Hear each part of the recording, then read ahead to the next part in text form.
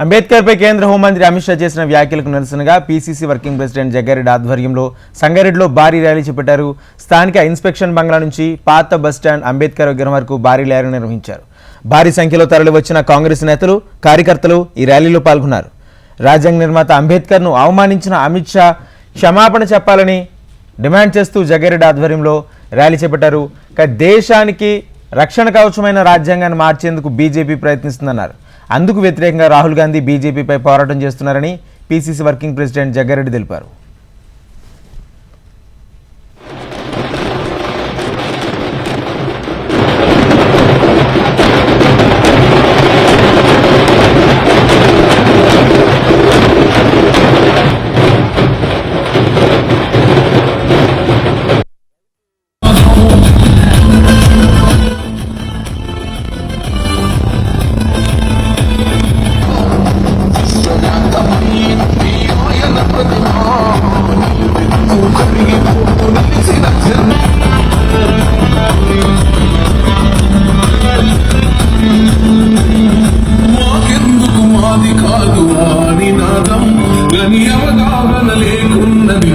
సమాజం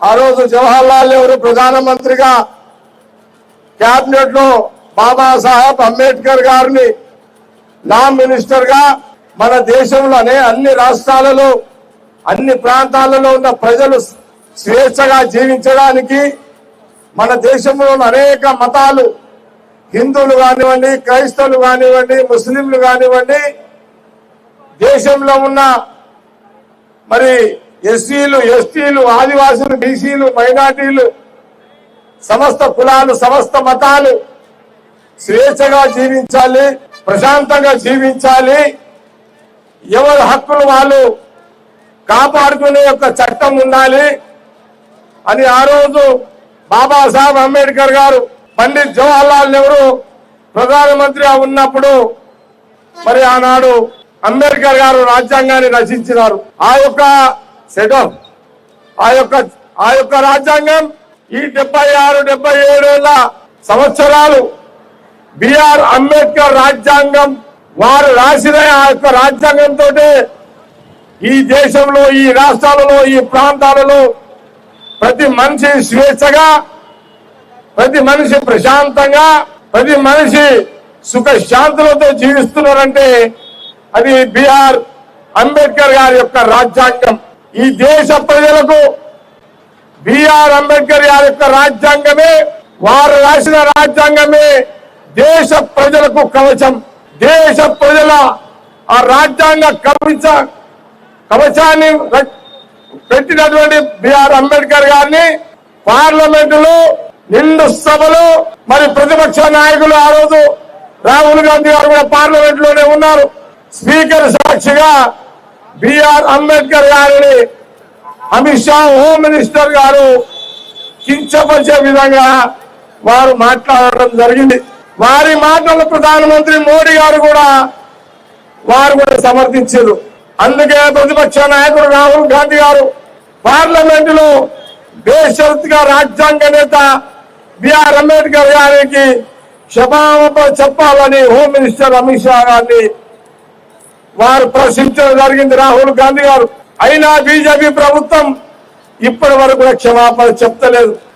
నిన్న పార్లమెంటులో మళ్ళీ రాహుల్ గాంధీ గారు అంబేద్కర్ కి క్షమాపణ చెప్పాలని పార్లమెంట్ లో మాట్లాడడానికి వెళ్తే మరి అక్కడ బీజేపీ ఎంపీలు రాహుల్ గాంధీ గారిని అడ్డుకోవడం, వారిని నెట్టేయడం, వారి మీద నెట్టేసి వారి మీదనే కేసులు రాహుల్ గాంధీ గారి మీద బీజేపీ ఎంపీలు కేసు పెట్టడం జరిగింది.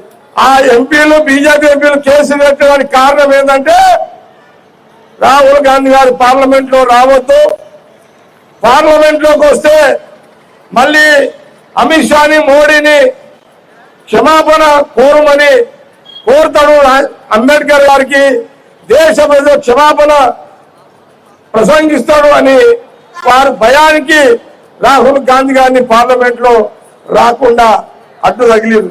అందుకే ఈ రోజు సంగారెడ్డిలో కాంగ్రెస్ పార్టీ రాహుల్ గాంధీ గారి యొక్క నాయకత్వంలో కాంగ్రెస్ పార్టీ కార్యకర్తలు నాయకులము మనమందరము ఈ రోజు ఆర్ఎన్బి గెస్ట్ హౌస్ నుంచి 3 కిలోమీటర్లు మనము రాహుల్ గాంధీ గారి యొక్క నాయకత్వంలో బేషరతుగా రాహుల్ గాంధీ యొక్క డిమాండ్ అంబేద్కర్ రాజ్యాంగానికి క్షమాపణ చెప్పాలి అమిత్ షా మోడీ గారు అని వారి నాయకత్వం మీద మన మీద ర్యాలీ జరిగింది. ఇది పాత బస్ స్టాండ్ అంబేద్కర్ చౌక్ ఇక్కడ వరకు మనం అందరం ర్యాలీకి వచ్చినాం. ఈ రోజుతో ఈ కార్యక్రమం ఆగిపోదు. రాహుల్ గాంధీ గారు కోరినట్టు రాజ్యాంగ నేత అంబేద్కర్ కి అమిత్ షా క్షమాపణ చెప్పేంత వరకు రాహుల్ గాంధీ గారి నాయకత్వంలో సంగారెడ్డి నియోజకవర్గంలో మనం అందరం కార్యక్రమాలు చేయడం జరుగుతుంది. దేశ ప్రజలు రాష్ట్ర ప్రజలు ఆలోచన చేయాలి. ఈ దేశంలో స్వతంత్రంగా మానవుడు జీవిస్తున్నాడంటే అది బిఆర్ అంబేద్కర్ వారు రాసిన రాజ్యాంగం. మరి ఆ రోజు ప్రధానమంత్రి జవహర్లాల్ నెహ్రూ ప్రధానమంత్రి కేబినెట్ లో అంబేద్కర్ గారు రాజ్యాంగాన్ని రాశారు. ఆ రాజ్యాంగాన్ని కించపరిచిన అమిత్ షాని నిలదీస్తున్న రాహుల్ గాంధీ గారు జవహర్లాల్ గారి యొక్క ముని మనుమడు, వారి ముత్తాత జవహర్లాల్ నెహ్రూ గారి కేబినెట్ లో అంబేద్కర్ గారు రాజ్యాంగాన్ని రాసించారు. ఆ రాజ్యాంగాన్ని బీజేపీ అమిత్ షా మోడీ గారు వారు కించపరిస్తే నెహ్రూ గారి యొక్క ముని మనుమడు రాహుల్ గాంధీ గారు ఈ రోజు బీజేపీ నాయకులను అమిత్ షాని పార్లమెంట్ లో నిలదీస్తున్నాడు. ఇది రాహుల్ గాంధీ గారి యొక్క కుటుంబ చరిత్ర. రాహుల్ గాంధీ గారు కాంగ్రెస్ పార్టీ దేశము బాగుండాలి, దేశంలో ప్రజలు బాగుండాలి, హిందువులు ముస్లింలు క్రైస్తవులు సమస్త కులాల ప్రజలు అన్నదమ్ములా కలిసి ఉండాలి. ఇదే రాహుల్ గాంధీ గారి యొక్క కుటుంబం వారు కోరుకునేది. రాహుల్ గాంధీ గారి యొక్క కుటుంబం త్యాగాల కుటుంబం. రాహుల్ గాంధీ గారి యొక్క కుటుంబం దాన గుణము, దైవ గుణము, ప్రాణాలు అర్పించే గుణము పేద ప్రజల కోసం. అలాంటి కుటుంబంలో రాహుల్ గాంధీ గారు ఈరోజు పోరాడుతున్నారు.